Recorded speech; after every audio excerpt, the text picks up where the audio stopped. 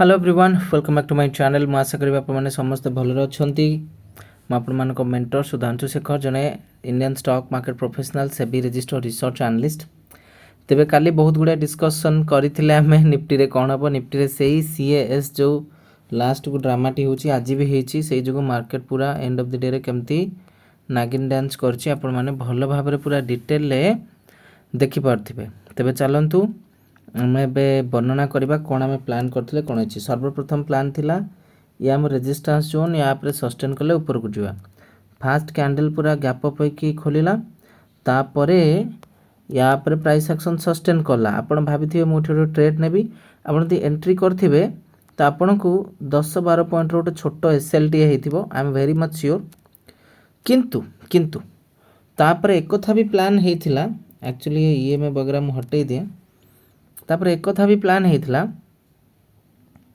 जेठी जो trend T जाइछि ट्रेंड लाइन जाइछि जदि या तले हम सस्टेन करछे माने 24218-20 तले सस्टेन करछे ब्रेकडाउन बड़ी भयंकर हबो।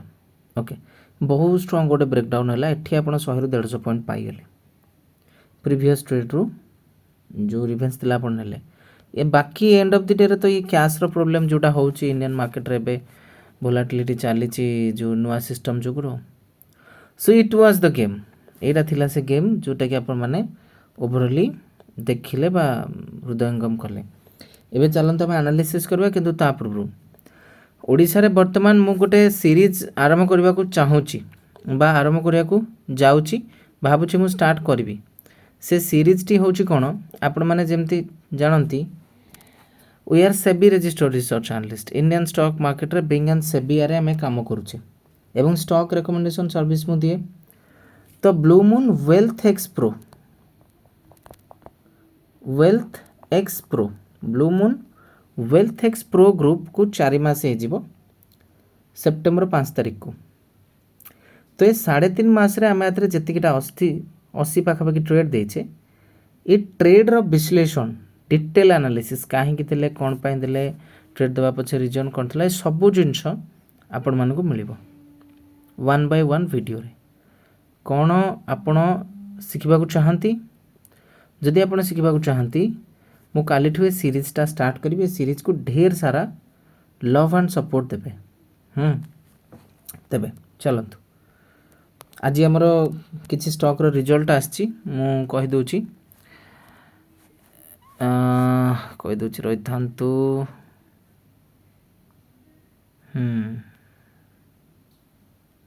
एमसीएक्स 50 रु ऊर्ध्व थर पाई blue moon swing trading group रे दिया जाइथिला 3026 रे 15-20 दिन पूर्वे 3250 रो तार फाइनल टारगेट आज हिट करिछि।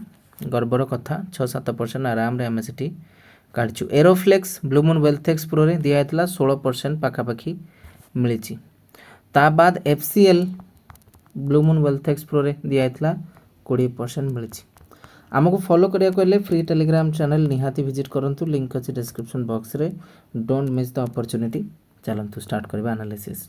देखंतु ड्रामा तो चलीछि आज गोटे स्वतंत्र मार्केट थिला। मार्केट गैप अप हेकरी पूरा ऊपर आराम रे खसिला तळकू तापर रिकवर करिया चेष्टा कला। तो एमती ड्रामा काली की भी लागिवो। तो लेवल बाय लेवल एनालिसिस टा बुझंतु सिंपली। ये होची सपोर्ट जोन 24140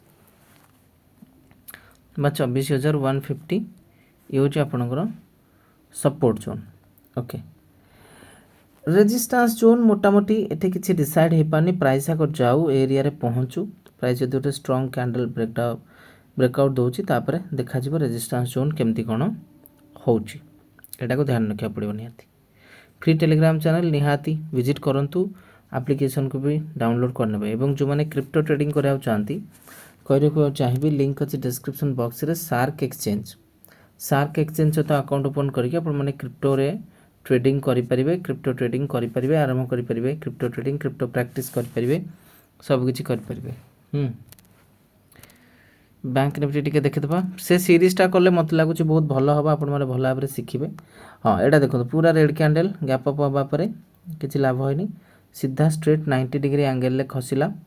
बैंक निफ्टी 57900 रु 57200-300 खसिला साइड वेज हैला क्लोज बैंक निफ्टी विषय अधिक डिस्कस करें निफ्टी विषय कहीदे आई एम वेरी एक्साइटेड आपण मैंने कहतु इच बाय इच ट्रेड्र एक्सप्लेनेशन से दिज्व गोटे नुआ सीरीज स्टार्ट हो जोटा आपण मैंने भी बहुत खुशी हे शिखिकी okay so free telegram channel visit करनी शिखु था।